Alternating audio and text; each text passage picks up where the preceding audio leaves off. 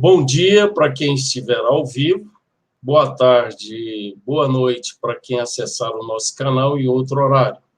Estamos iniciando Egressos Entrevista, número 2, hoje o cenário de nascimento de Paulo Freire, como convidada a professora Margarida e como debatedoras as professoras Maria Luísa Rangel e Giovana Reis, representando a Egressos e o ADUF-UFG.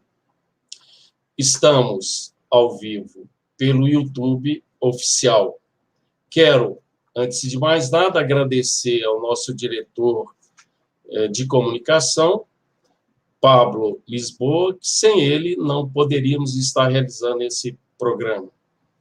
A Egressos da UFG comemora, nesse dia, o centenário de nascimento de Paulo Freire, promovendo um breve debate entre as professoras Maria Rangel, diretora adjunta das Relações Institucionais da Egresso, e Giovana Reis, diretora do ADUF Sindicato, com a doutora em Educação e professora titular da Faculdade de Educação da UFG, Maria Margarida.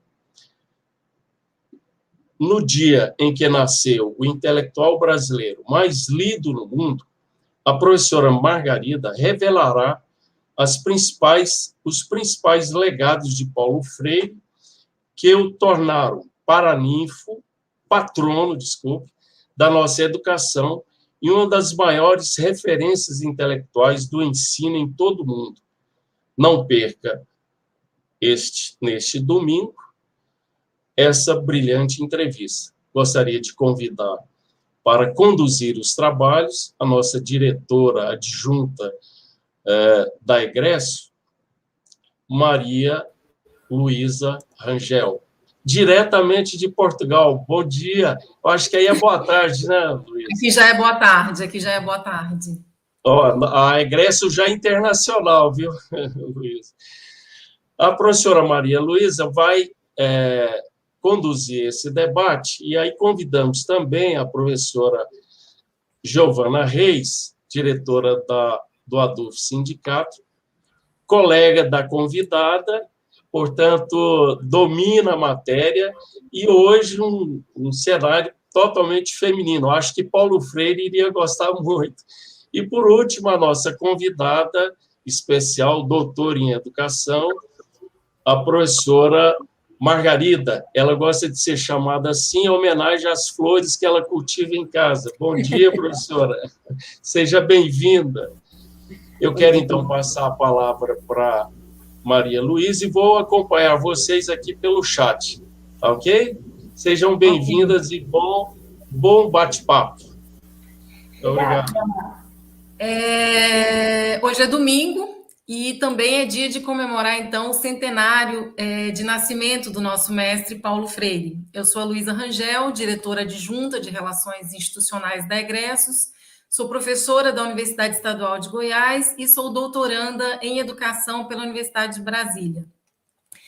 Professora Margarida, é um prazer tê-la aqui com a gente, minha amiga Giovana Reis. Quero agradecer também a iniciativa do nosso presidente, que fez questão em nos manter unidas e unidos nesse dia para prestar essa homenagem a Paulo Freire, e ao nosso diretor também de comunicação, Pablo Lisboa. Eu queria começar rapidamente aqui dizendo que, chegando em Portugal, eu conheci uma frase que é pouco comum, que é pouco usada aqui no Brasil, né? Uma frase de Paulo Freire, e que os portugueses gostam muito de usar, que educar é aprender com o povo. E percebo aqui que os portugueses, né, num processo amplo de alfabetização, foram conduzidos pelas mãos e pela metodologia de Paulo Freire, né, que vai muito além de ensinar a ler e a escrever. Né, um processo que persegue a transformação social e o combate às desigualdades. E é por isso que eu tenho aprendido aqui com os portugueses que Paulo Freire ele pode ser lido como um tradutor de sonhos, né? E um fazedor de seres históricos com uma capacidade de conhecer e também de intervir no nosso mundo. Então, eu queria começar essa nossa roda de conversa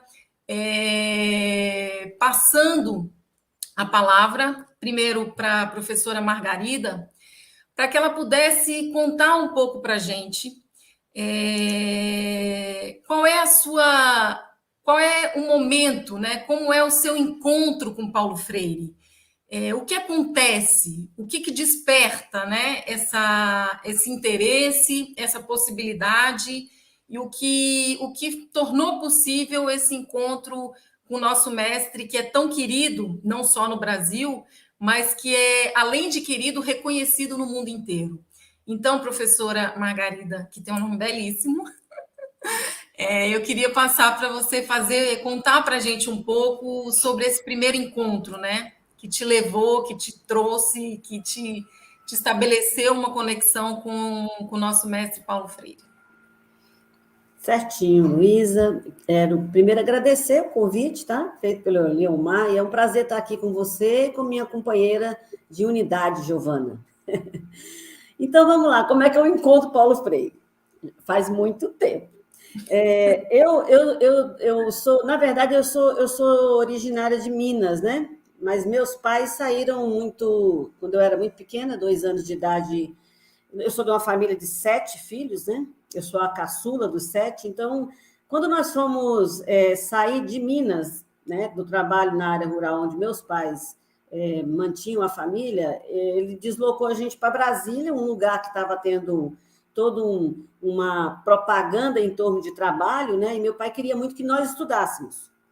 E aí, nós fomos parar, então, numa cidade satélite, era assim que era chamada, as cidades que compunham o entorno ali do plano piloto, em Brasília, né? E aí eu fui morar no Gama, que é o lugar que eu morei 24 anos, e lá no Gama, nós de uma família muito grande, meu pai caiu no mundo num caminhão, meu pai virou caminhoneiro, transportando Belém-Brasília aí madeira, farinha, e minha mãe lidando com as 7 crias lá e tentando botar todo mundo para estudar, porque era esse o interesse central deles, né? Nós acabamos numa família assim que tinha já uma certa formação cristã, né? E começamos a nos envolver com o trabalho na igreja. Para a gente, naquele contexto, eu estou falando da ditadura militar, né, gente? Eu cheguei em Brasília em 68, pleno período do AI-5 aí, né? E nós ficamos mais ou menos ali até a abertura política, né, num processo de entender aquele lugar, viver aquele lugar, e começamos a nos envolver com a igreja, e a partir desse envolvimento com o pastoral de juventude, começamos a organizar, já no final da ditadura militar, nas comunidades onde a gente vivia, a ideia de ter associações de moradores, que não existia isso no Distrito Federal, né? Então, meu primeiro encontro com Freire foi uma atividade ainda adolescente. Eu comecei a desenhar os cartazes de descoberta, que são aquelas imagens que o Brenan criou para poder trabalhar com os círculos de cultura, para debater cultura, e a relação do homem com a natureza. Eu desenhava aqueles cartazes. Para minha mãe, que virou alfabetizadora, né, ir lá na cooperativa, junto com as moças do serviço social, numa cooperativa de mulheres, fazer o trabalho de alfabetização. Isso foi por aí, mais ou menos, início de 80, 82, né? E esse período que eu estou desenhando com Paulo Freire, que eu nem sabia quem que era, eu estou entrando no curso técnico em magistério, né? Eu sou antiga, sou ainda daquele curso da reforma da ditadura militar. E no magistério, no curso preparatório de professores, a gente não leu Paulo Freire. A gente não tinha esse contato com Paulo Freire. Só que essa ponte com o grupo de jovens, ela vai me levar a uma experiência, 4 anos depois, de 86, que estava acontecendo na Ceilândia. A Ceilândia foi um lugar, né, das cidades satélites, eu diria, um dos lugares mais vivos em termos de mobilização popular. Continua sendo até hoje um lugar onde você tem uma tentativa de organização, da população ali para lutar pelos seus direitos, né? E naquele contexto de 86, estava acontecendo na Escola Normal de Ceilândia uma experiência de pesquisação. Tinham professores que estavam fazendo mestrado na UNB, uma em especial que trabalha comigo até hoje, a professora Maria Luísa Angelim, ela acompanhava jovens normalistas numa experiência de ciclos de cultura. E essa experiência resultou no mestrado, né, desses jovens pesquisadores que estavam lá, mas mais do que isso acabou se configurando como um lugar onde, com aquela experiência, se passou a constituir o que se chamou de núcleos Paulo Freire, que depois vai gerar uma série de organizações. Hoje tem o CEPAFRE, que é o Centro Paulo Freire da Ceilândia. Eu sei que essa juventude compreendeu a questão da tarefa histórica, né, de mexer com a alfabetização de adultos naquele contexto e abraçou isso. E eu no meio dessa história, porque eu era do Gama.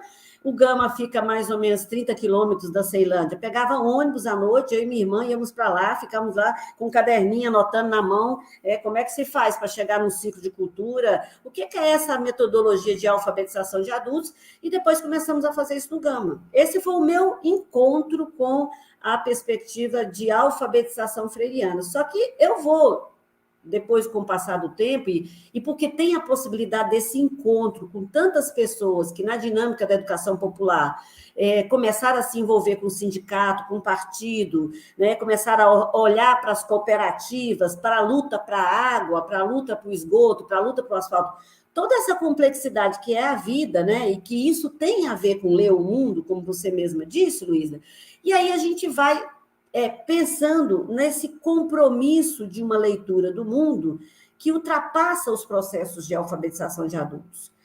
Quando eu começo o trabalho com a alfabetização de adultos no ciclo de cultura no Gama, eu já era professora do GDF.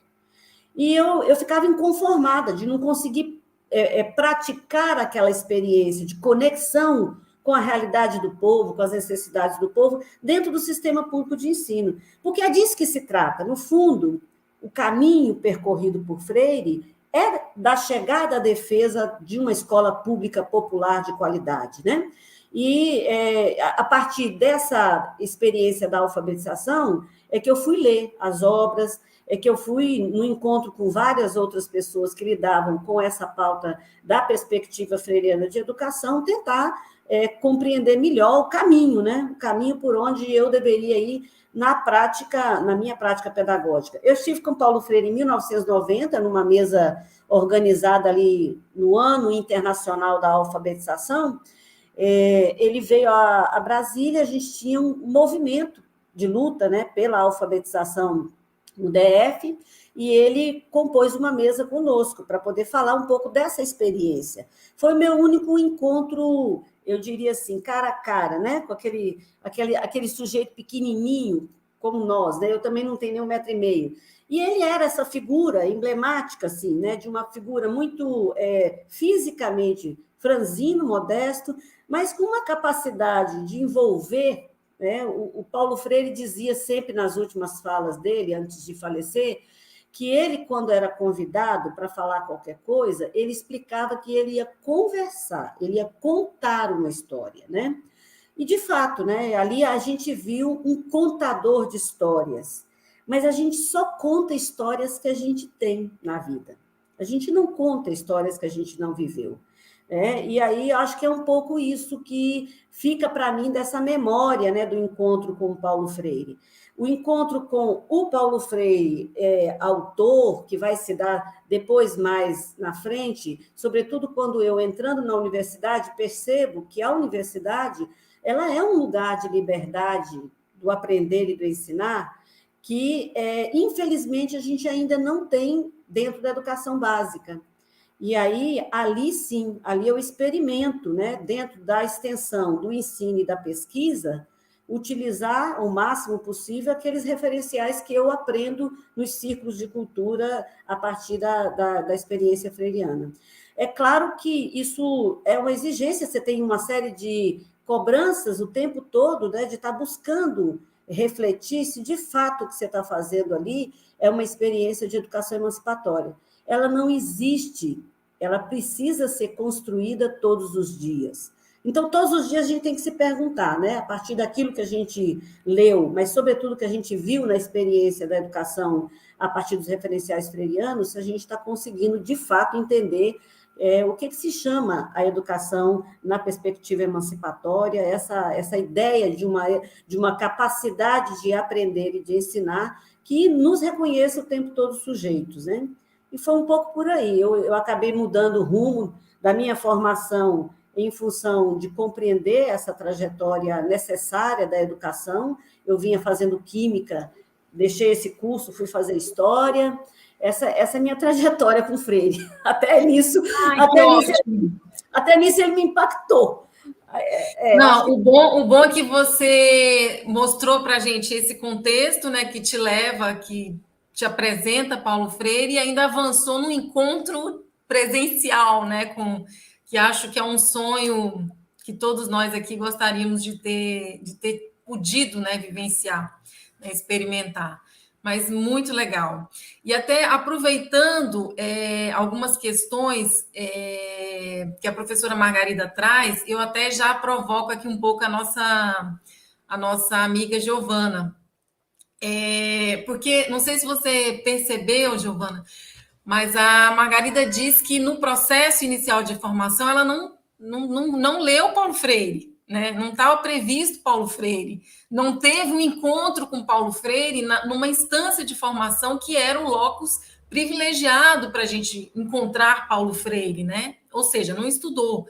E aí eu já te provoco aqui que você mostre, fale para a gente sobre a importância de Paulo Freire na formação dos professores, sobretudo num processo que a gente está vivenciando no mundo inteiro, né, com a pandemia provocada pelo Covid, em que nós tivemos, inclusive, que renunciar ao espaço físico da escola, né, porque nós tivemos que renunciar ao espaço limitado e físico da escola.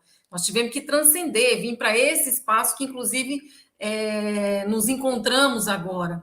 Então, mas aí, Giovana, o que a gente percebe é o seguinte: foi possível renunciar ao espaço físico da escola, mas, ao contrário, não é possível. A gente descobriu que não é possível renunciar ao professor. O professor segue, né, como sendo aí a linha de frente desse processo, né, uma peça-chave. Então, eu já te pergunto como é que né, um processo de formação à luz, né, das teorias, dos ensinamentos, das possibilidades que o método Paulo Freire nos traz. Então, né, gente, primeiro dizer da minha felicidade de estar aqui dividindo esse espaço com duas queridas, muito queridas. Primeiro, a Luísa, que eu tenho a liberdade de chamar de Luizinha, né, porque convivemos na luta política, né, que nos constituiu desde muito cedo, né? Luizinha era do movimento estudantil secundarista, depois do movimento estudantil universitário, então, assim, primeiro um prazer enorme, né? Ver que mulher importante que ela vai se tornando, né? Hoje, aí em Portugal, aprimorando seus estudos. E muita felicidade de estar também dividindo esse espaço com Maria Margarida, que, na verdade, Margarida, nossa queridíssima colega da Faculdade de Educação.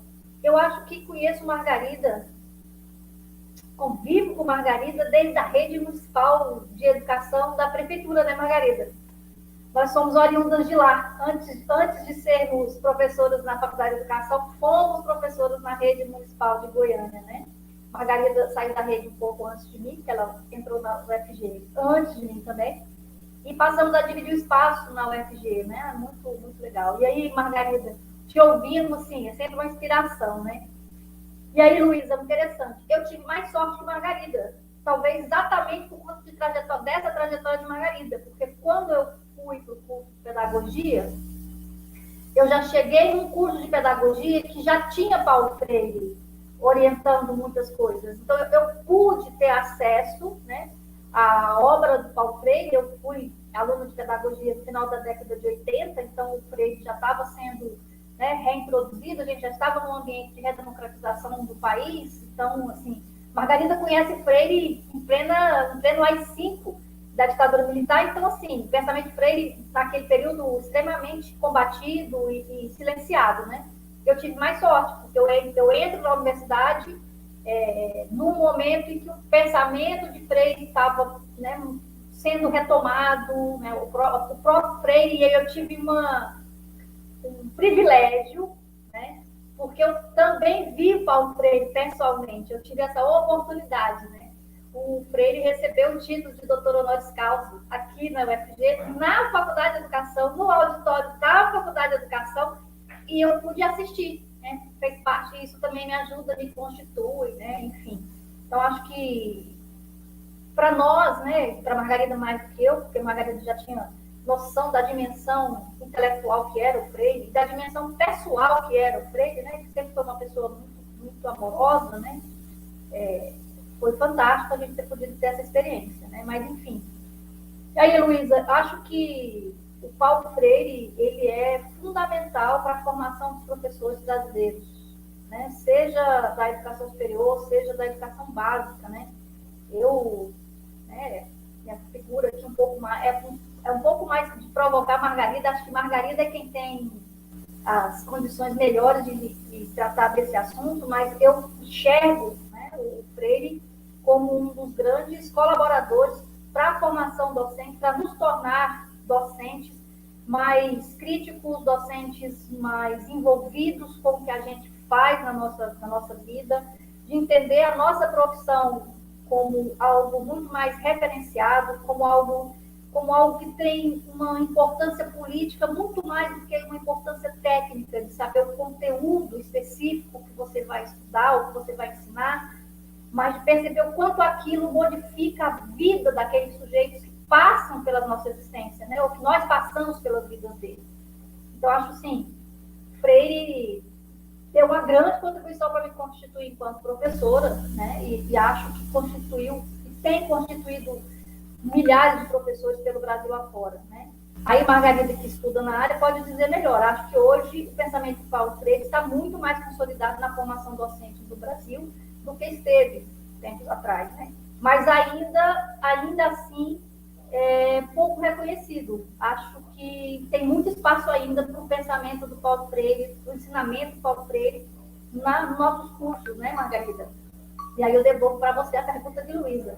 Como é que você vê, né, a participação do Freire nessa coisa aí da formação docente, né?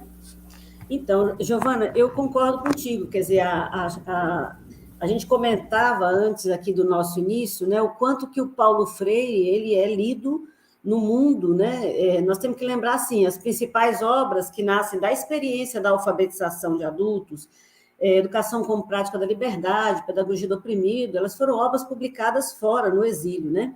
Então, assim, para quem está nos acompanhando, eu acho que tem um conjunto aí de lives, de atividades que foram feitas ao longo desse ano, que a gente celebra o centenário, e dá para entender um pouco essa trajetória. Nós estamos falando de um educador que ele não nasce educador e ele não se forma educador. O Freire é formado em Direito. Ele, inclusive, tenta exercer a prática da advocacia, mas ele desiste, porque ele vê que aquela situação não cabe para ele. Quando ele vai fazer a defesa e encontra, né, do outro lado de quem ele precisa acusar de algum crime, um trabalhador. Então, assim, a situação limite para Freire de dizer, olha, essa formação, ela não essa prática, né, de trabalho não serve para mim, acaba colocando ele em contato com uma busca por outra sobrevivência, e é aí que ele cai numa experiência que começa ele a se envolver com a educação dos trabalhadores, que é a experiência dele no Sistema S, no SESI, né? Agora, eu diria que, se a gente olha o que é esse Freire da década de final de 50, início de 60, até o golpe, né, que o faz ir para o exílio, porque antes dele ir para o exílio, ele, na verdade, ficou mais de 70 dias preso. E a acusação era a acusação de ser, com um método de alfabetização, colocar em risco, né, aquilo que era o governo do país, a nação, a ordem e o progresso. É impressionante, se você ler o processo do Freire, o grande crime dele foi estar à frente de uma experiência de alfabetização, e ela era uma experiência que já tinha tomado uma notoriedade, já tinha se espalhado ali pelos estados do Nordeste, já começava a ser conhecida.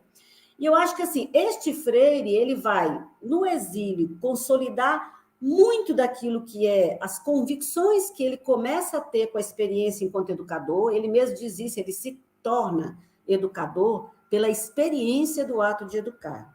Mais do que um método de ensinar, ele acaba tendo como referência um método de conhecer.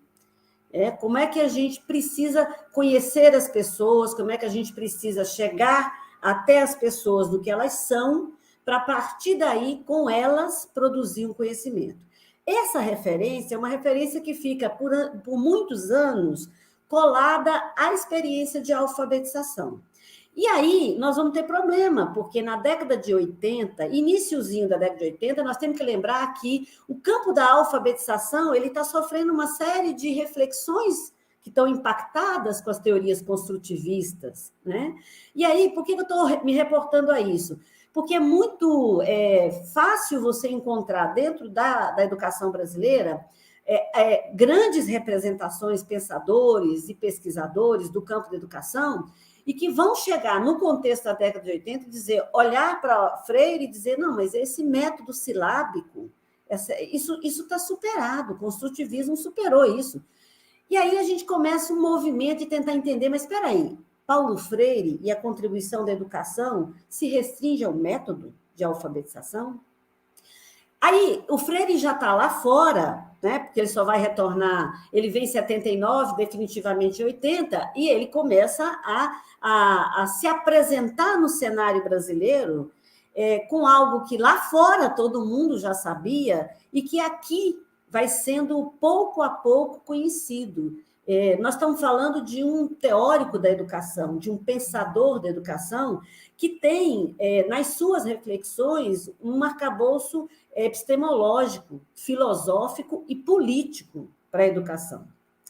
E quando eu digo que lá fora já sabiam disso, aqui dentro há uma enorme resistência para que isso, de fato, seja assumido. E, aos poucos, a tradução das obras para o português, a divulgação dessas obras, e aí sim se constituir grupos de pesquisadores que vão analisar essas obras, é que vai ajudar a abrir essa estrada do Freire na formação acadêmica. Então, enquanto isso nós estamos disputando na pedagogia e nas licenciaturas, isso já está consagrado. Isso já está consagrado na assistência, no serviço social, isso já está consagrado na medicina, isso já está consagrado na enfermagem, isso está consagrado em várias áreas que têm como principal olhar para Freire a questão do método de conhecer e se aproximar das pessoas. Então, vocês vão ver muitas das publicações das áreas ditas do serviço social também preocupados com como se aproximar da população. Porque essa é outra questão que é fundamental. A chave de leitura que o pensamento freiriano apresenta para os processos humanos é a da conexão entre as pessoas. Sem esta conexão, é impossível você chegar até as pessoas e naquilo que cada uma das áreas nossas tende a fazer, seja a produção do conhecimento, que é o papel fundamental da educação, mas seja a promoção da saúde, que é o papel fundamental de quem lida com a área da saúde, seja o despertar pelos direitos sociais, por aquilo que é a cidadania plena. Então, em cada uma destas áreas, eu diria que assim, o Freire ele foi sendo conhecido e foi sendo tomado como referência. Não dá para a gente comparar mesmo. O que nós tínhamos quando eu fiz o magistério, eu terminei o magistério em 84, eu entrei em Química, depois eu entrei em História, licenciatura. Em 1990, quando eu terminei o curso de História lá em Brasília, ainda não se estava lendo Freire na licenciatura em História. Mas é o que a Giovana está dizendo, esse Freire, ele não está passando ao largo da formação de professores em todos os lugares da mesma forma.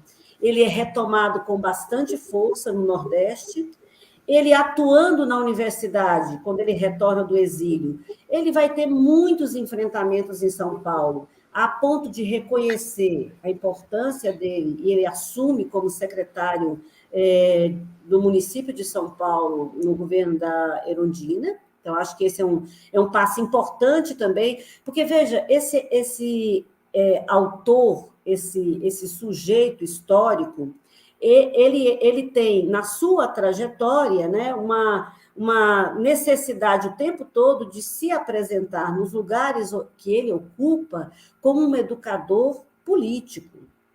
E aí, fundador do Partido dos Trabalhadores, a gente tem que lembrar disso, né, também.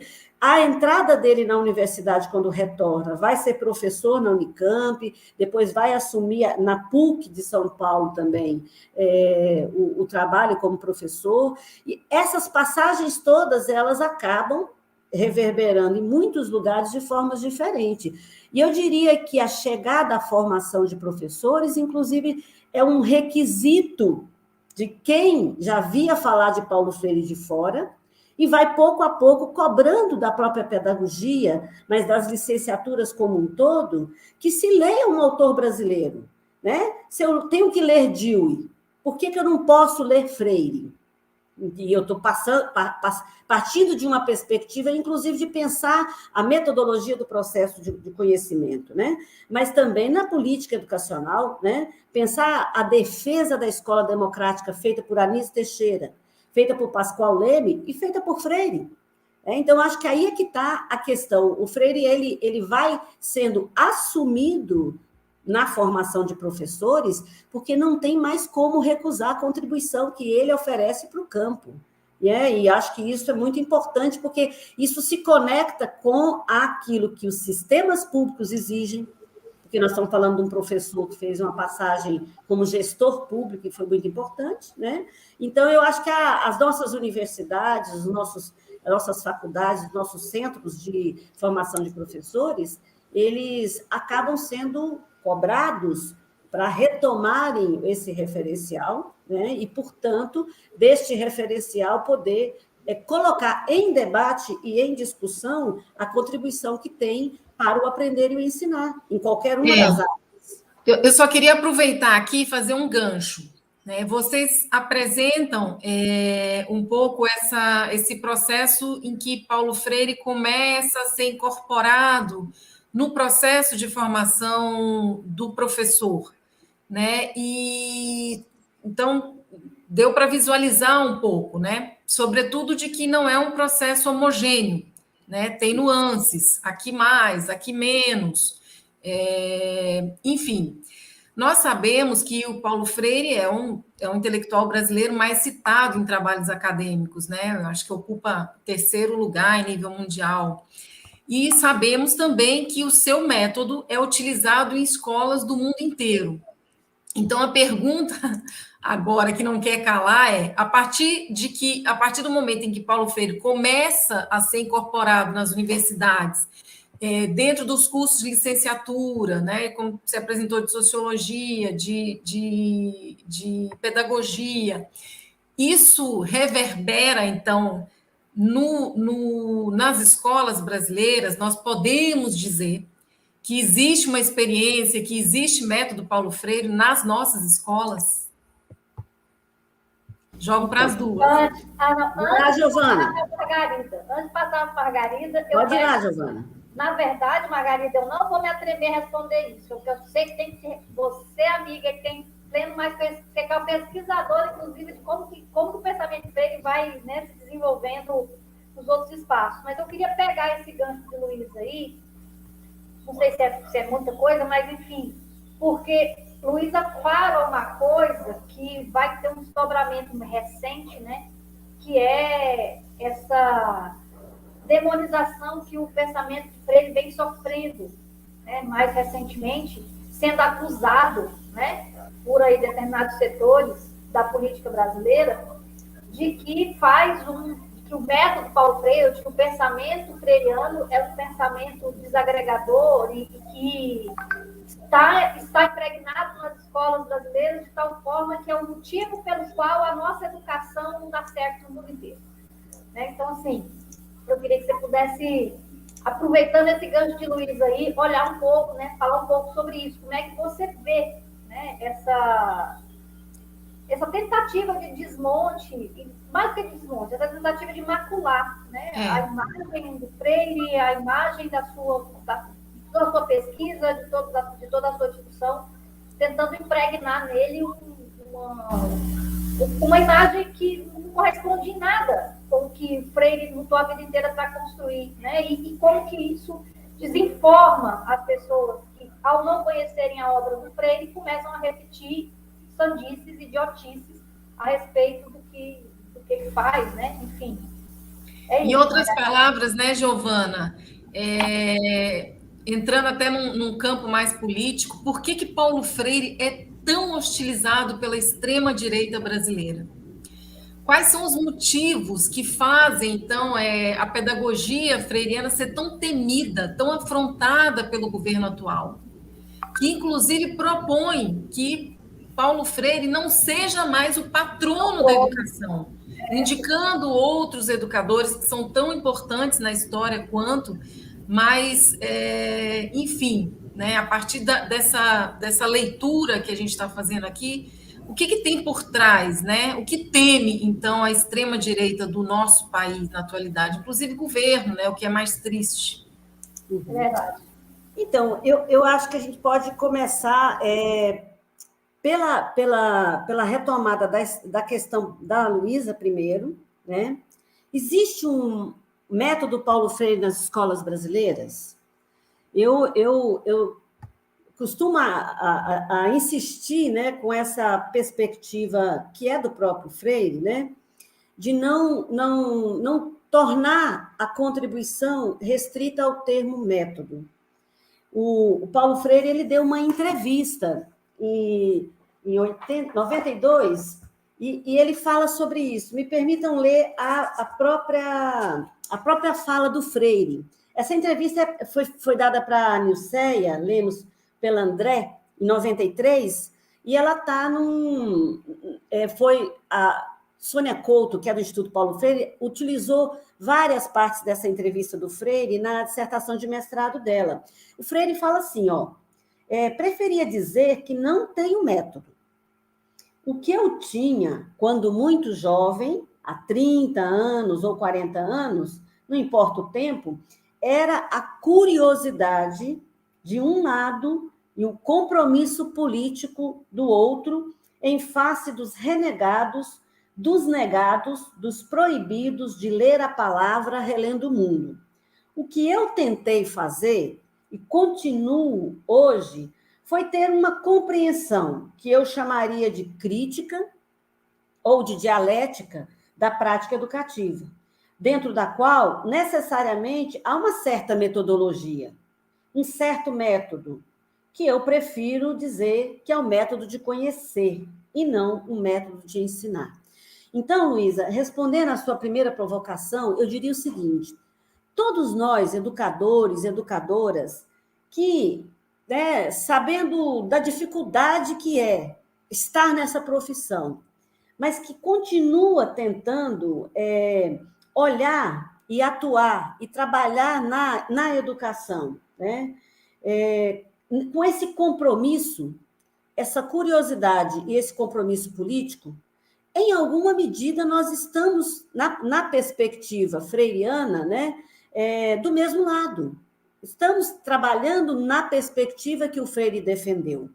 O Freire, quando foi fundado o Instituto lá em São Paulo, eu me recordo que uma das manifestações que ele fez foi dizer assim, bacana esse lugar, eu espero que não fique sendo um lugar para me repetir, que possa ser para, a partir daquilo tudo que nós construímos juntos, continuar a luta pela construção dessa escola pública popular democrática. E aí tem mais uma outra coisa, sabe, Luísa, que eu acho que é uma marca para a gente tentar pensar. Curiosidade e compromisso político fazem parte do referencial freiriano e estão espalhadas por esse Brasil e por esse mundo afora. Em todos os lugares onde a gente estiver, isso acontecendo, eu acredito que tem um pezinho do Paulo Freire. Mas tem um outro aspecto importante que nos distingue na medida em que você pensa qual é a perspectiva defendida de educação freiriana. Porque não é um compromisso político e uma curiosidade de qualquer forma. É uma curiosidade e um compromisso político em face dos renegados, dos negados, dos proibidos de ler a palavra, relendo o mundo. Então, é uma educação que tem classe. Ela está dentro de um contexto de luta de classe e de defesa daqueles que, dentro de um sistema capitalista, são efetivamente os que mais são prejudicados, né? Outro dia a gente comentava na relação entre capital e trabalho o quanto que a gente continua apanhando, né? Nós que estamos do lado do trabalho, né? E na perspectiva do trabalho, no lugar do trabalho, o quanto que todo discurso de modernização, de globalização, né? De fato continua atacando de forma central quem está do lado do trabalho. Então, para Freire, não tem como você ter a perspectiva de um conhecer e ler o mundo que não enfrente, né, as desigualdades, aquilo que é produzido por esse sistema, né, que, na verdade, acaba sendo, como todos dizem, né, o capitalismo desigual e combinado, que cada vez mais vai gerando oprimidos, né, e a gente precisa entender essa categoria de oprimidos que está em Freire, porque a grande questão da educação e da pedagogia do oprimido é tentar fazer com que essa pessoa que está numa condição, como diria Gramsci, de subalternidade, ela se perceba sujeito da história. E junto, né, coletivamente, busca saídas para essa condição de opressão e de subalternidade. Lógico, entendendo que o oprimido ele também hospeda o opressor. Então, nós temos que desconstruir muito daquilo que a própria formação colocou sobre nós, né? De se entender como alguém que tem que permanecer naquele lugar, né? Que classe é uma condição que não se vai alterar e, portanto, eu tenho que me contentar de sair de ser orelha seca, como diz aqui em Goiás, para ser pedreiro. Não. O que a educação freiriana defende é que qualquer pessoa que está como orelha seca ou como ajudante, ela tem que ter o direito de chegar a ser engenheiro civil, se ela o quiser. E isso não desqualifica o orelha, não desqualifica o ajudante, não desqualifica o pedreiro e não desqualifica o mestre de obra. Mas é fundamental entender que ninguém nasce determinado a ficar em um único lugar de subalternidade dentro da sociedade onde ele vive. E aí eu passo para a segunda parte. Com uma perspectiva de educação desta, eu não acho que teria outra coisa a se esperar desse conservadorismo, dessa direita, dessa política desqualificada que a gente vê no país, outra reação que não fosse essa. Então, é claro que se lá em 64 precisava estar acontecendo um movimento social, uma sociedade em transição, que questionava os padrões e o status quo, né, ainda de uma trajetória histórica de exclusão. E aí eu estou me referindo, sim, ao governo João Goulart, eu estou me referindo às lutas, às reformas de base. Se aquilo precisou ser contido por um golpe militar, o que nós construímos, sobretudo nos governos, a partir de 2003, a duras penas, nos governos de coalizão liderados pelo PT, se aquilo, né, que foi se produzindo ao longo, né, da trajetória aí de Lula e Dilma na presidência da República incomodou tanto, e nós precisamos ter outro golpe jurídico, militar, ou midiático, não militar também, né, de vamos combinar que esse povo está aí por trás ainda, né? Mas essa história do golpe de 2016 põe a gente num contexto do golpe de 64. Claro, todas as diferenças históricas, mas é óbvio que alguma coisa tinha que ser contida. E o que precisava se conter? A ampliação do acesso à educação. É um governo que, de fato, com todas as suas dificuldades e contradições, porque não é um governo revolucionário, é um governo de coalizão, mas que impõe uma pauta educativa completamente diferente da década de 90, e aí a gente tem uma ampliação das nossas universidades. Eu e Giovana sabemos o que significou chegar na UFG e chegar a bater aí o número recorde de quase 30 mil alunos, para quem tinha, né? Na minha chegada, nós, na Faculdade de Educação, éramos 47 professores, hoje é mais de 100 professores. Então, gente, isso é óbvio que tem que ser contido por uma direita raivosa, por uma direita misógina, por uma direita racista, porque é disso que se trata.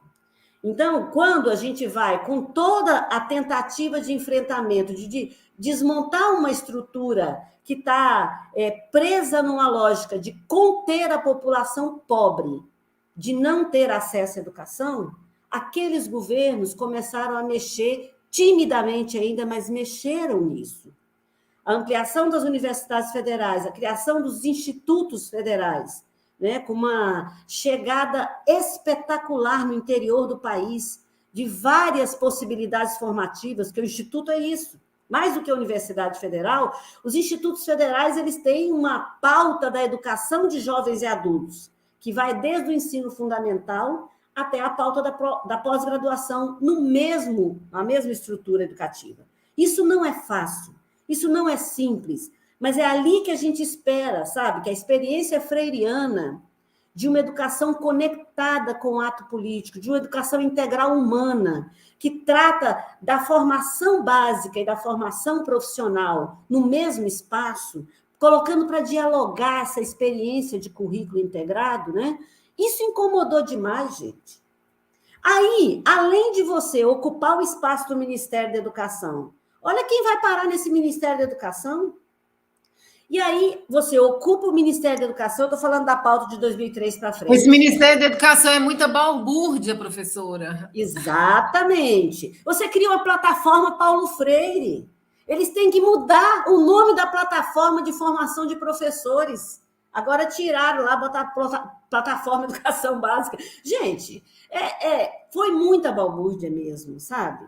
E essa balbúrdia, Luísa, aí, só completando meu raciocínio, ela é uma balbúrdia que ela pega, sabe, aquela curiosidade e aquele compromisso político, e ela se infiltra da educação infantil até a pós-graduação. Olha que coisa absurda que nós conseguimos fazer.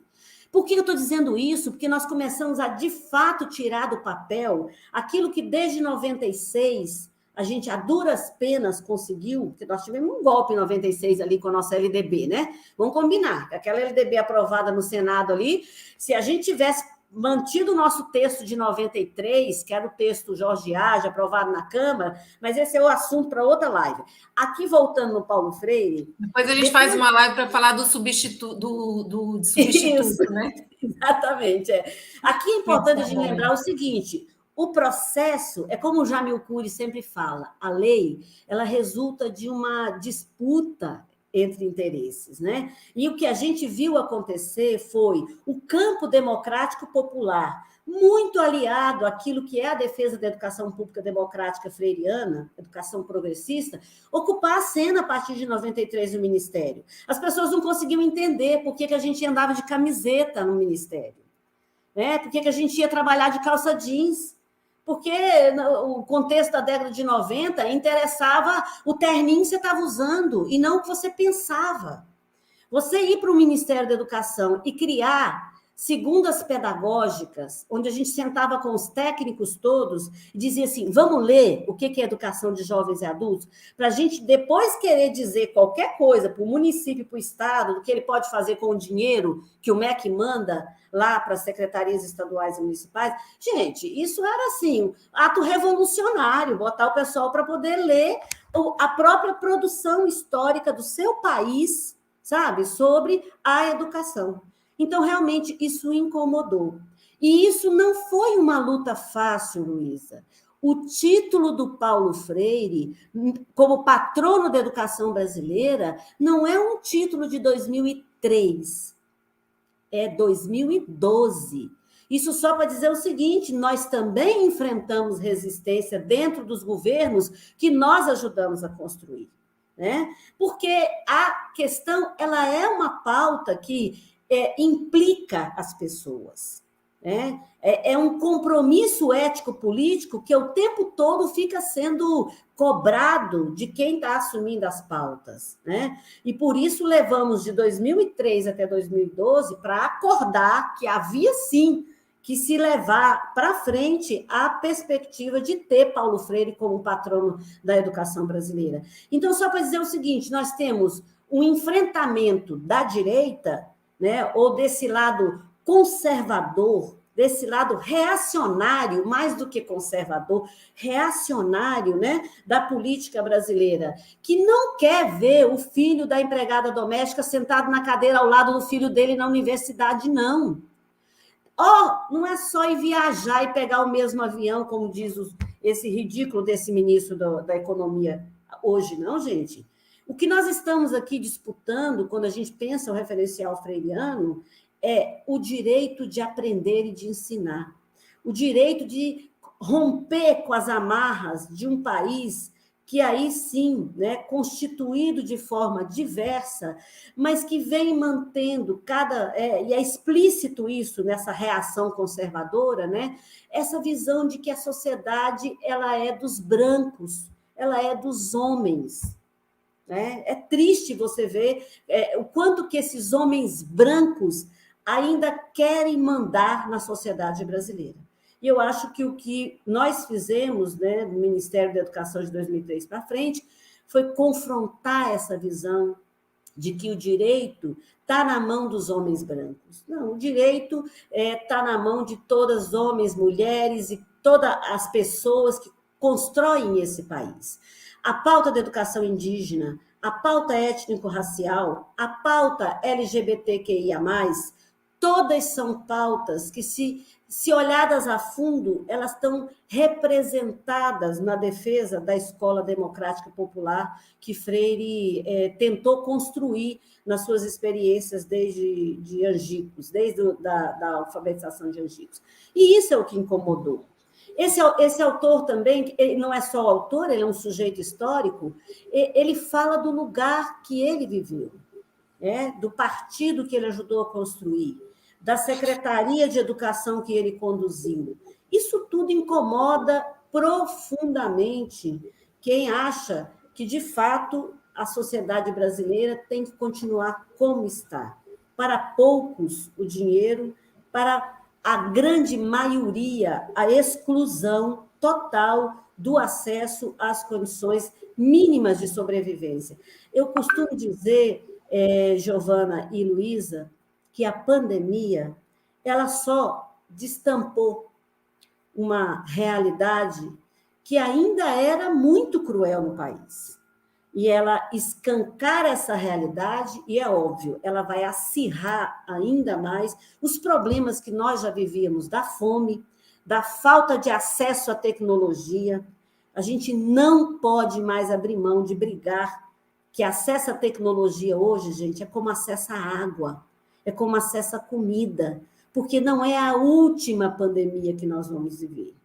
Nós teremos muitos momentos ainda a enfrentar aí pela frente, e se nós precisamos ter vacina no braço, comida no prato, nós temos que ter acesso à banda larga, para que a gente possa se comunicar, para que as pessoas que, infelizmente, hoje só estão sendo enganadas por grupos, milhares aí, né, que distribuem fake news, que nós possamos ocupar o espaço da tecnologia para estar tentando desvelar as verdades que estão sendo ocultadas por essa enxurrada de mentiras espalhadas nessas redes. Então, eu acho que... Pode concluir. Eu acho que a liminar, né, aquilo, Luísa, que a gente comentou... Eu ia comentar isso agora, que a Justiça Federal do Rio de Janeiro, ela deferiu uma liminar que proíbe o governo federal de praticar qualquer ato institucional atentatório à dignidade intelectual de Paulo Freire. É uma decisão de uma juíza da Vara do Rio de Janeiro, e diz que, inclusive, engloba servidores públicos, autoridades e integrantes desse atual governo, que podem ser multados em R$50 mil caso não respeitem essa ordem. Então, a pergunta aqui que já fica será que vão respeitar? Porque não respeitam nenhuma decisão judicial, né? Questionam a Corte Suprema o tempo inteiro. E aqui eu já até pergunto para a Giovana também se ela quer comentar também um pouco sobre isso. E hoje, professora Margarida, nas redes, a gente vê muito aquela frase do Paulo Freire, quer dizer, várias delas, né? Mas uma que eu faço muito link com a Escola Sem Partido, né, Giovana? Que é: não existe imparcialidade. Todos são orientados por uma base ideológica. A questão é: a sua base ideológica, ela é inclusiva ou ela é excludente? Né? Eu acho que essa é a grande... é o centro da questão, né? Exato. Vai, Giovana. Gente, olha só, né? Minha figura aqui nessa mesa é muito mais para tentar provocar também, viu, Margarida? É mais para aprender, né, Giovana, que nem eu. Também, exatamente, viu? Mas, sem dúvida, eu acho que essa liminar é uma vitória sem sombra de dúvidas, né? Assim, acho que é um instrumento importante. Veja como uma coisa difícil a gente ter que recorrer à justiça para assegurar, né, a imagem, para assegurar o respeito ao pensamento, né, de alguém. Isso é um negócio, sabe, surreal, uma coisa. E o pior, além disso, a gente ainda duvidar que os caras vão respeitar, a gente ainda tem que ficar vigilante para ver se de fato a liminar vai ser cumprida, né? Se de fato os indivíduos que fazem essas coisas vão respeitar, né, o que está posto aí. Então, assim, é um cenário que eu fico olhando, pensei que eu nunca fosse ver na minha vida esse cenário, pelo menos não nesse momento da vida histórica, porque, assim, eu acho que nós fizemos tantos avanços no Brasil, e a educação brasileira conseguiu tantos avanços na última década, nas últimas 2 décadas, que era inimaginável que a gente chegasse a essa situação, né, de ter que recorrer, de ter que tomar liminar para impedir que pessoas fiquem disseminando o ódio, disseminando a desinformação a respeito de um pensador que é, assim, reconhecido internacionalmente, e o que é pior, disseminando essas coisas sem ter conhecido nada do cara, sem ter lido o que o cara fala, o que o cara escreveu. É um negócio realmente impensável. Por isso que eu acho que a liminar é uma grande vitória e que é um instrumento que a gente vai precisar usar e ficar muito atento. Acho que podemos dar uma virada, né? Acho que o cenário também está um cenário talvez um pouquinho melhorando, né? Mas vamos ouvir, Margarida. Então, eu queria... 2 coisas que eu queria voltar na conversa anterior, né, Luísa? Quando a gente lê a entrevista do Freire e ele se coloca como sendo assim, o que ele acha que é a contribuição dele, né? E eu comentava com vocês que eu vejo que as práticas educativas no Brasil, mas fora do Brasil também, existem inúmeras experiências, né? E eu acho que isso é muito importante a gente dizer. Se a educação pública ela não fosse tão pujante, tão importante, tão necessária, ela não seria tão atacada, gente. A gente só vai querer destruir algo que nos ameace. E, na verdade, o que essa realidade escancara para nós é que, sim, existem muitas experiências espalhadas, né? Aqui você tem uma evidência maior. E eu tive agora numa conversa com o pessoal do MST, e eles insistem em colocar a importância do referencial freiriano para a escola do MST e a forma como se organiza a escola do MST. Mas a gente pode falar de inúmeras experiências sindicais também que usaram como referência muitos municípios, que vamos lembrar que a experiência municipal autônoma ela é muito recente no Brasil. A gente, da Constituição de 88 para cá, a gente começa a dar passos para ter um município que é o chão, é onde a gente pisa, como sendo o lugar que vai se pensar. Porque até então, a lógica da República Brasileira, ela era muito de cima para baixo. É claro que ainda estamos anos-luz de estar totalmente com a possibilidade de dar espaço e lugar para que o chão da escola seja mesmo o lugar que produz a experiência pedagógica, né? E eu estou dizendo isso pelo seguinte, muitos municípios, depois aí da Constituição, principalmente com as eleições de 89, onde você tem aí um campo democrático ocupando várias prefeituras, realizaram experiências fantásticas de escola com o referencial freiriano. E isso precisa ser ressaltado para a gente não achar que o que Freire pensa vem de um discurso que não é possível você enxergar isso na realidade. Quem afirma isso quer efetivamente também desqualificar a contribuição de Paulo Freire. Tá? Então, eu queria voltar, Luísa, a essa questão, porque eu acho que os municípios precisam ocupar a cena. E eu diria que é muito bacana também aqui a gente dar espaço, né? E a Giovana falou do nosso lugar de encontro. Eu mudei para Goiânia em 92, e aí fui atuar na primeira gestão do PT aqui, em 93, com a professora Mindé, né, Giovana, também nossa colega da UFG, era secretária de Educação à época. E aí trabalhei lá com o ciclo de cultura. A gente fazia uma ponte junto com Aldinha, fazia uma ponte com movimentos populares, associações de moradores e fazia ciclo de cultura.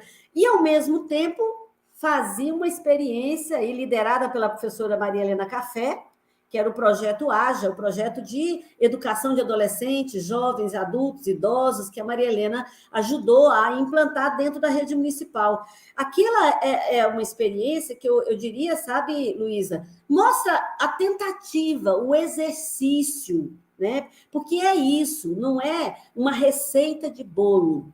Não é uma receita de bolo que você pega e vai, aplica e o bolo está pronto. Não. É um processo, né, educativo em que as pessoas elas vão se repensando, revisitam as suas formações teóricas, revisitam suas práticas e tentam, a partir daquilo, manter aquilo que é a curiosidade epistêmica e aquilo que é o compromisso político com a realidade onde está inserido, né? E eu acho que compartilhar essas várias experiências dos municípios é muito interessante. Esse ano, desde setembro do ano passado, a gente viu isso explodir. E eu acho que isso é que é importante da gente reconhecer. E eu vou aqui me permitir fazer aquele comentário antes de entrar no ar.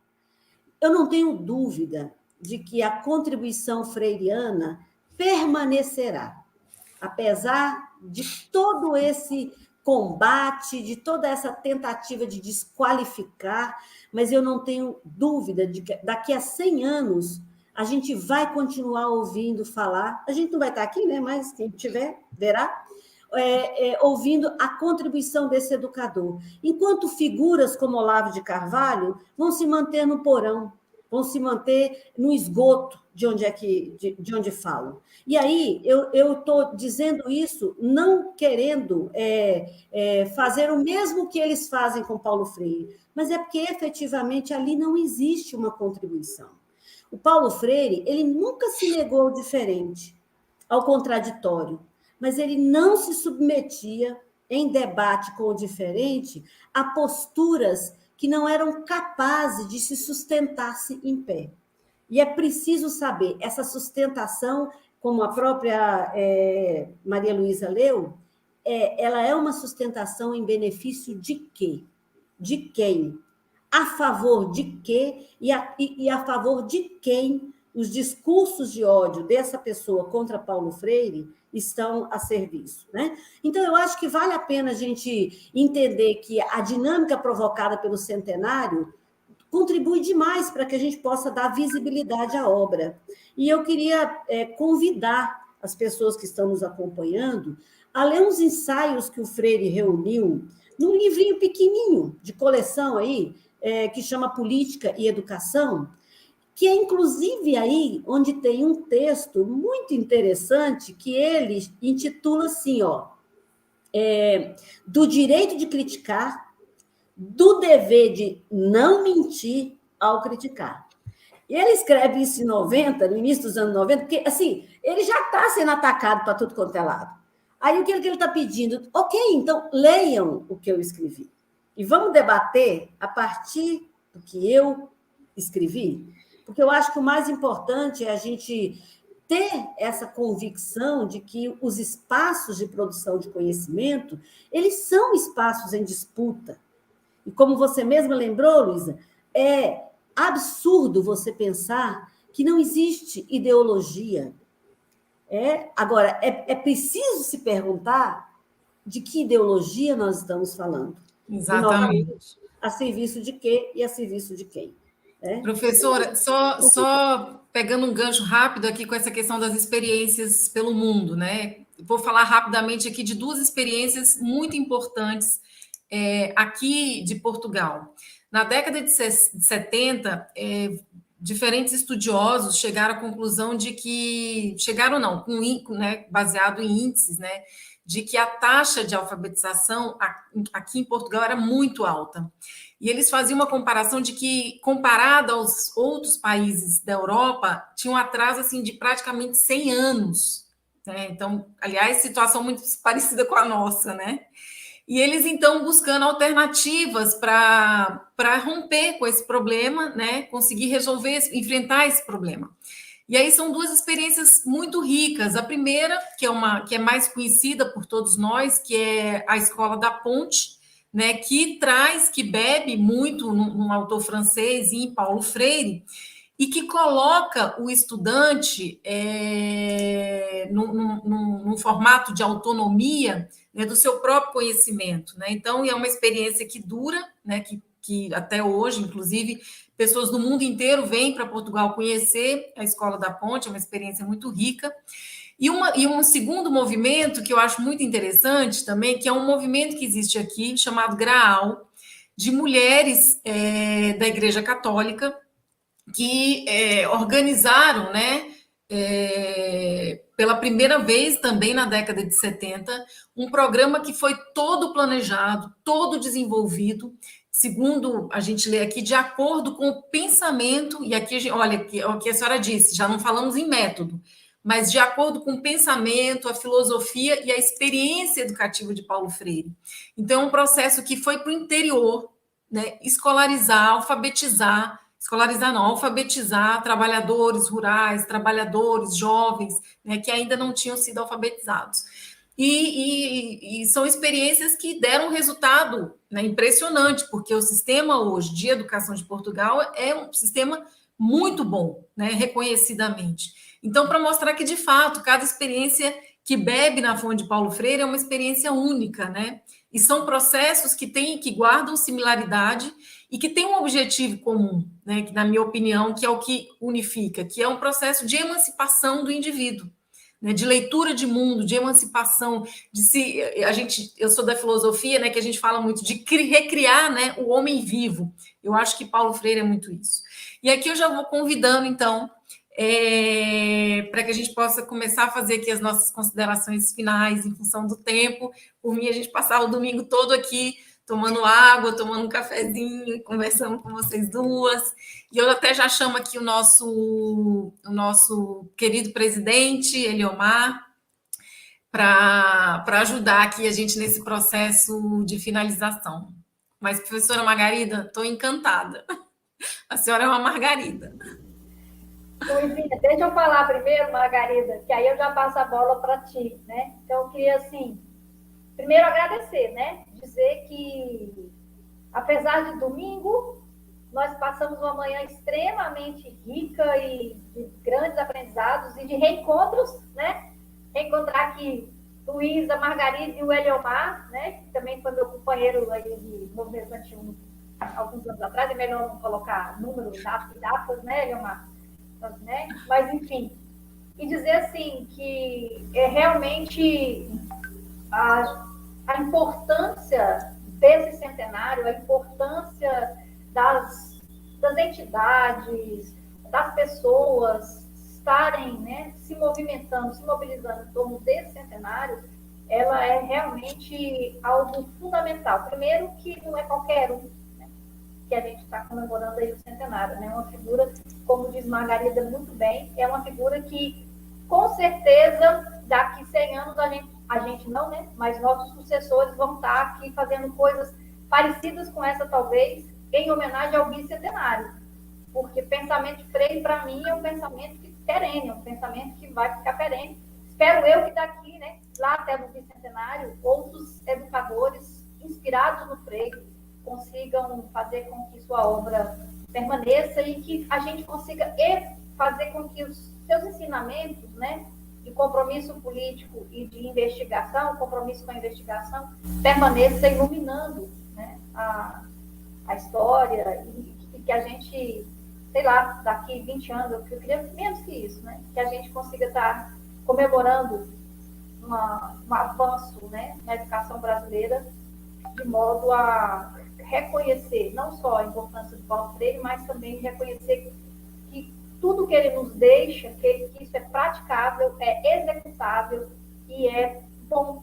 É bom para as pessoas individualmente, e é bom para as instituições, e é bom para a escola, e é bom para a sociedade, né? Nos colocaria numa condição de seres humanos melhores, de educação mais respeitosa, mais referenciada, mais amorosa, e numa condição muito melhor do que a gente vive hoje, né? Um cenário tão difícil. Então, agradecer, um beijo no coração, e beijo com Margarida aí. Não, eu também quero agradecer a oportunidade, viu, Eliomar, dessa conversa, conhecer Luísa, rever Giovana. Queria deixar aí o convite para todo mundo acompanhar a programação que a gente tem hoje à tarde, amanhã o dia todo. Nós somos um conjunto de entidades que compõem o Fórum Nacional Popular de Educação. Eu pedi ao Eliomar aí para divulgar nessa rede, né, de instituições. Nós estamos em vários canais fazendo uma divulgação do show que terá hoje à tarde. A gente vai ter vários artistas lá em Pernambuco, né? Temos uma fala do reitor amanhã também, que abre um pouco esse debate, né? E vai tocar de novo nesse debate aí sobre o legado de Freire. A programação, então, é hoje à tarde e amanhã o dia todo. Vocês vão poder acompanhar, tem o canal da CNTE está transmitindo, na verdade, todas as entidades vão estar retransmitindo a programação, tá? E ela mostra esse esforço, né, de quem não só estuda, né, mas milita a partir aí dos referenciais freirianos, a importância desse educador para nós. Já coloquei também à disposição, porque Giovana lembrou muito bem, em 88, a nossa universidade deu o título para o Paulo Freire, de doutor honoris causa, né? E acho que é muito importante ler aquele trabalho feito pelo professor Ildeu, né? Foi ele que foi responsável pela elaboração da proposta do título, e acho que é muito importante que nós, da UFG, conheçamos isso. O nosso centro acadêmico da pedagogia, né, Giovana, é Paulo Freire, né? Eu acho que a gente também precisa cutucar um pouco o centro acadêmico ali, né, para reaquecer, reanimar aí com esse período do centenário.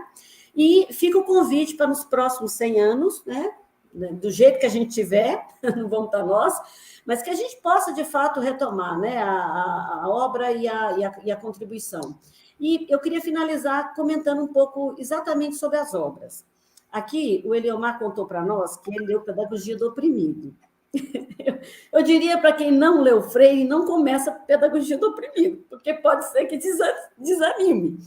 Não é, porque ele é um texto complexo e ele tem que ser compreendido assim, no calor da sua produção, né? Período do exílio no Chile, como é que foi colocar tudo aquilo. E eu acho que assim, uma boa entrada no Freire é realmente o último livro que ele publicou antes de morrer, que foi Pedagogia da Autonomia, né? Para nós, educadores, é um diálogo, é uma conversa com a gente. É uma conversa que o tempo todo você tem que estar ali repensando, provocado, né, questionando. E aí eu digo nós, professores, de qualquer área. Eu costumo dizer que meus colegas engenheiros, médicos, né, arquitetos, eles, quando chegam na universidade, eles não entendem que eles são professores ali. Eles não são médicos, são professores daquelas áreas. Então, aquele diálogo do Freire em Pedagogia da Autonomia é muito, muito interessante, vale muito a pena. Depois eu sugiro que leia, eu estou andando para trás da produção do Freire, leia a Pedagogia da Esperança, porque a Pedagogia da Esperança, o Freire explica como é que ele elaborou a pedagogia do oprimido. E é muito interessante, porque ele, inclusive, faz uma autocrítica interessantíssima sobre aquilo que ele não enxergava, aquilo que para ele não estava dado como questão, para, na pedagogia do oprimido, ele ter tomado como problema para pensar. E aí vai a Pedagogia do Oprimido, que eu acho que é um texto fantástico, né? Essas 3 pedagogias, elas dão um conjunto. O Paulo Freire, ele escrevia muito em diálogo, conversando, ele escrevia muito por cartas, ele escrevia muito em entrevistas, assim, dialogadas, né? Então, aí você vai ter várias. Quando a Luísa comentou a experiência lá de Portugal, gente, como é importante ler Freire, entendendo o quanto que ele aprendeu com a África, o quanto que ele aprendeu com os países africanos de língua portuguesa, onde ele atuou no contexto dos anos 70, exatamente naquele período ali da autonomia, né, dessas colônias. Então, fica aí esse convite. Acho que tem vários momentos e vários lugares onde essa leitura ela é uma leitura que tem muito a dizer sobre esse ser extremamente humano e que revela para a gente, né, o quanto que humanizar-se é processo. A gente não nasce humano, a gente vai se humanizando à medida em que a gente vive e consegue aprender da experiência, né? Aprender da vida e no confronto com o outro. Então, fica esse convite aí. Mais uma vez, obrigada pela oportunidade de estar nessa roda. Professora Margarida, já que, né, em nosso nome, eu também já agradeço mais uma vez pelos ensinamentos, pela oportunidade de conhecer um pouquinho mais Paulo Freire pela sua lente, né, que vai ampliando o nosso espectro e que a gente vai identificando pontos aqui, pontos ali que às vezes a gente não tinha percebido ainda e que são todos assim fabulosos. Giovana, queridíssima, estou te esperando aqui. Muito obrigada. E antes de passar a palavra de volta para o nosso presidente, lembrar que no dia 30/9, nós vamos continuar comemorando, festejando o centenário de Paulo Freire. Né? Foi aprovada a realização de uma tribuna livre pela presidência da Comissão de Educação da Câmara Municipal de Goiânia e pelo presidente e vice-presidente da Frente Parlamentar em Defesa, né, dos Institutos Educacionais Federais de Educação de Goiás, e já fica aqui o convite para todo mundo participar. O Eliomar vai dar mais detalhes aí. E muito obrigada pela oportunidade de comemorar, né, de passar esse domingo e comemorar Paulo Freire com vocês.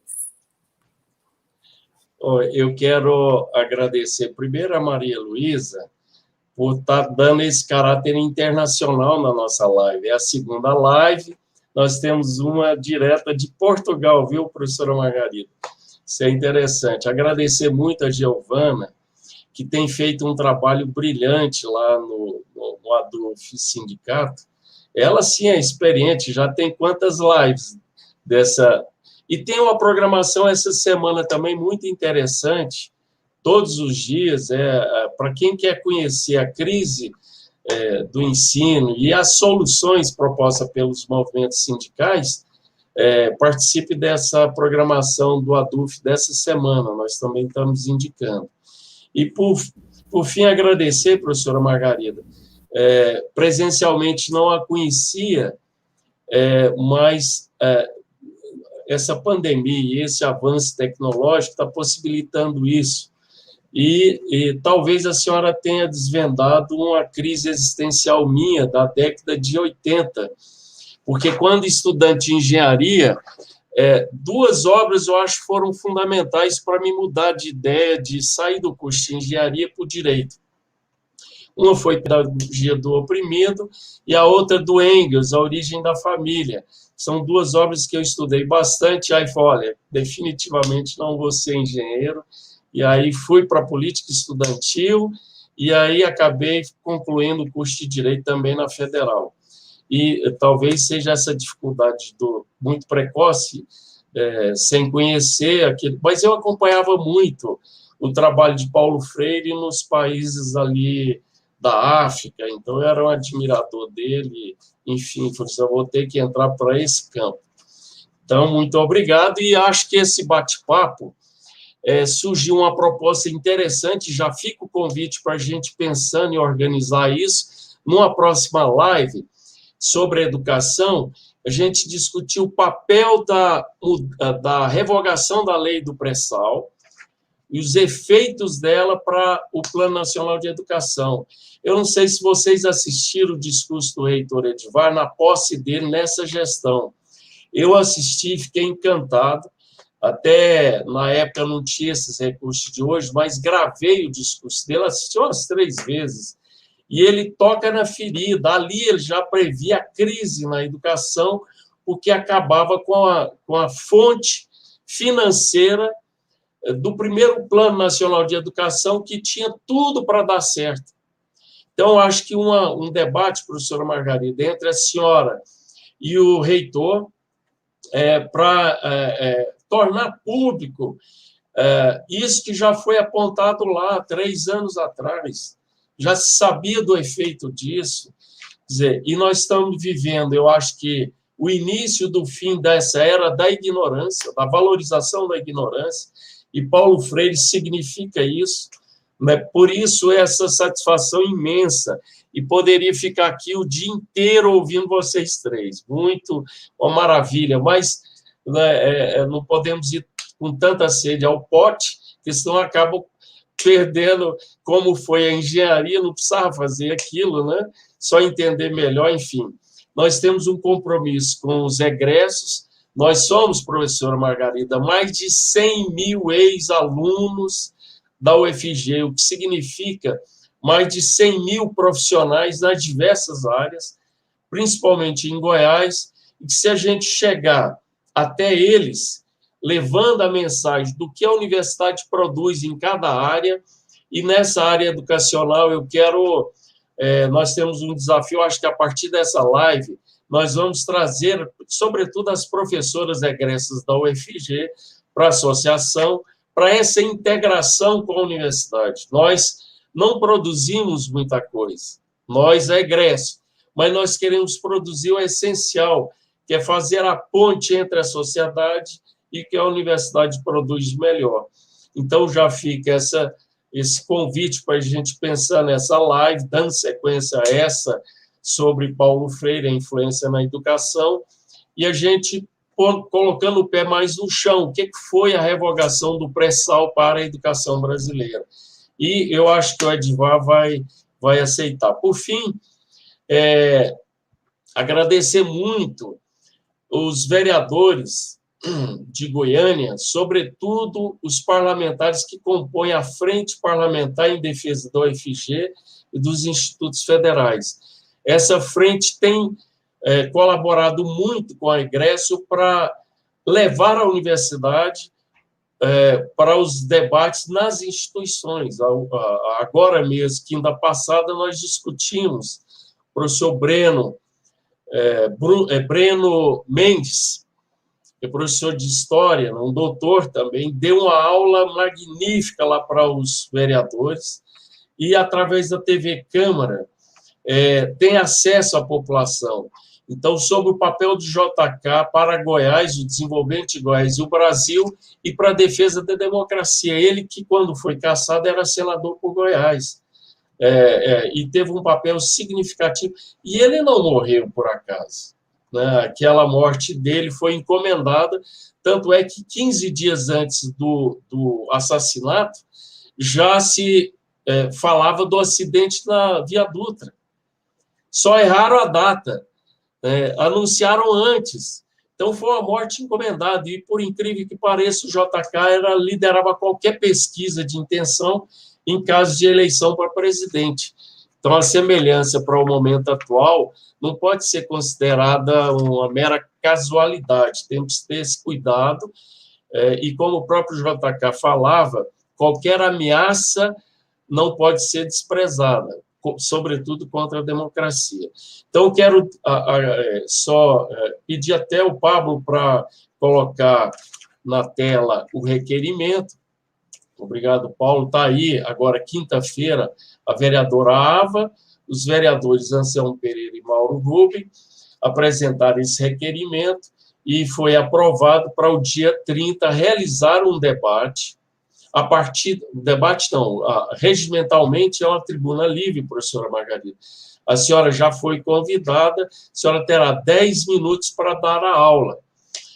E eu tenho certeza, após essa aula, os vereadores vão se interessar e vai debater com a senhora a importância de Paulo Freire para a educação brasileira.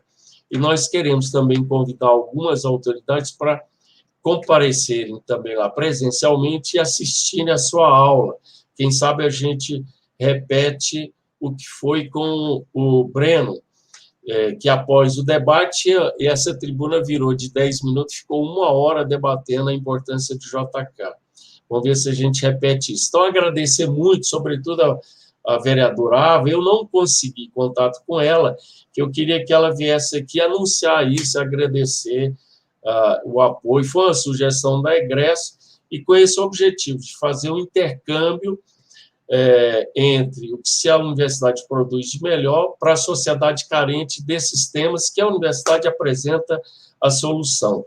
Então, eu estou falando muito, agradecer muito às 3, foi uma manhã maravilhosa, uma tarde, né, para Luísa lá em Portugal, mas nós vamos fazer com frequência esse tipo de egresso, entrevistas, e vai ficar disponível no canal da Egresso, e vamos utilizá-lo para convencer mais gente a assistir a aula que a professora Margarida dará quinta-feira, dia 30, às 10 da manhã, pela TV Câmara Municipal. Então, muito obrigado e até a próxima, ok? Um abraço, então.